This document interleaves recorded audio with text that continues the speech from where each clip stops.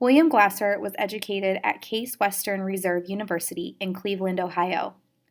By 1957, he had completed his psychiatric training at the Veterans Administration and UCLA in Los Angeles, and in 1961 was board certified in psychiatry. In 1962, Glasser began to present public lectures on reality psychiatry, but few psychiatrists were in the audience. Most of those attending were educators, social workers, counselors, and correctional workers, so Glasser changed the name of his system to reality therapy. Educators found the principles of reality therapy helpful, and he was asked to apply it to the classroom and the school as an organization. As a result of this experience, he wrote Schools Without Failure in 1968, which had a major impact on the administration of schools, the training of teachers, and the way learning is conducted in schools. Glasser became convinced that it was of paramount importance that clients accept personal responsibility for their behavior. The essence of reality therapy, now taught all over the world, is that we are all responsible for what we choose to do. Robert Wobelding received his doctorate in counseling from the University of Cincinnati. He is a member of several professional organizations and has licenses as a counselor and as a psychologist. He taught high school history, worked as a high school and elementary school counselor, and served as a consultant to drug and alcohol abuse programs of the U.S. Army and Air Force. Wobelding is now the director of the Center for Reality Therapy in Cincinnati. After completing his doctorate, Wobelding attended training sessions representing a wide range of counseling approaches. Yet he found reality therapy to be best suited to his interests. He attended many intensive training workshops conducted by William Glasser in Los Angeles, and in 1988, Glasser appointed him Director of Training for the William Glasser Institute. Wobelding has written 14 books, and his life of service to others is apparent in his work. He continues his vocation of teacher, counselor, and psychologist. Reality therapists believe the underlying problem for most clients is the same. They are either involved in a present unsatisfying relationship or lack what could even be called a relationship. Few clients understand that their problem, which is unhappiness, results from the way they are choosing to behave. Many client problems are caused by their inability to connect, to get close to others, or to have a satisfying or successful relationship with at least one significant person in their life. Reality therapy is popular in schools, state mental health hospitals, halfway houses, and alcohol and drug abuse centers. Many of the military clinics that treat substance abusers use reality therapy as their preferred therapeutic approach. Choice theory believes we are born with 5 genetically encoded needs that drive us all our lives: love and belonging, power, fun, survival, and freedom. Each of us has all 5 needs, but they vary in strength. Glasser believes the need to love and to belong is the primary need because we need people to satisfy all the other needs. It is also the most difficult need to satisfy because we must have a cooperative person to help us meet it. Beginning shortly after birth and continuing all our lives, we keep close track of anything we do that feels very good. We store information inside our minds and build a file of wants called our quality world, which is at the core of our life.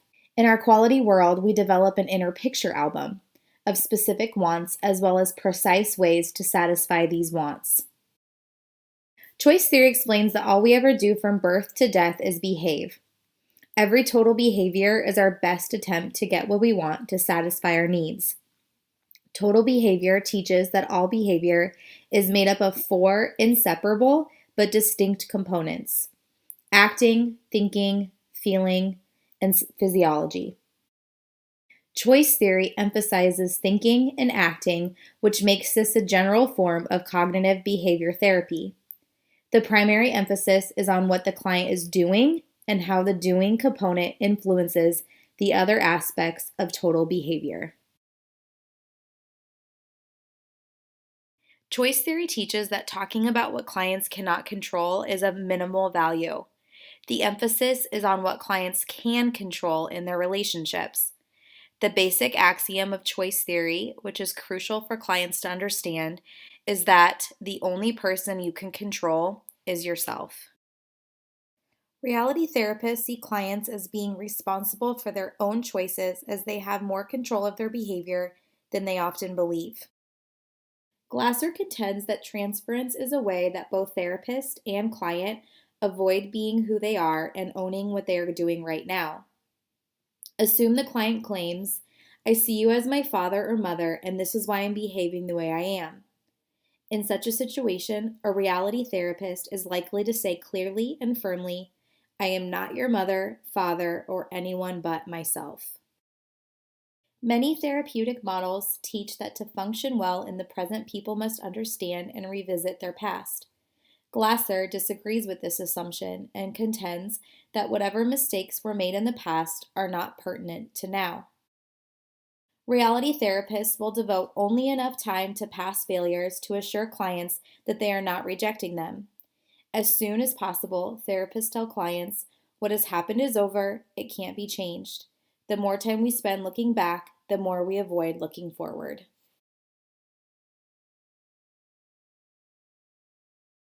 A primary goal of contemporary reality therapy is to help clients get connected or reconnected with the people they have chosen to put in their quality world. Reality therapists teach clients how to engage in self-evaluation, which is done by raising the question, is what you are choosing to do getting you what you want and need? It is the job of therapists to convey the idea that no matter how bad things are, there is hope.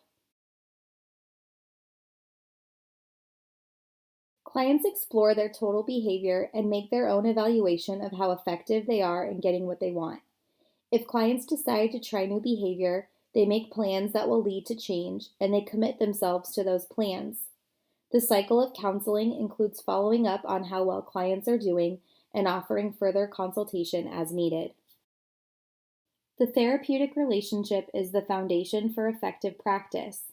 If this is lacking, there is little hope that the system can be successfully implemented.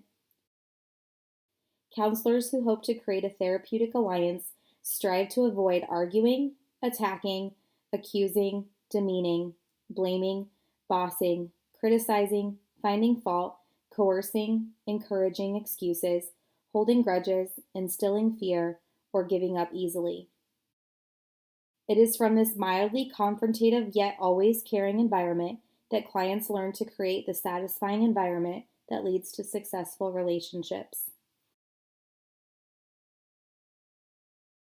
Reality therapists operate on the assumption that we are motivated to change when we are convinced that our present behavior is not meeting our needs, and when we believe we can choose other behaviors that will get us closer to what we want. The therapist might ask, "Whose behavior can you control?"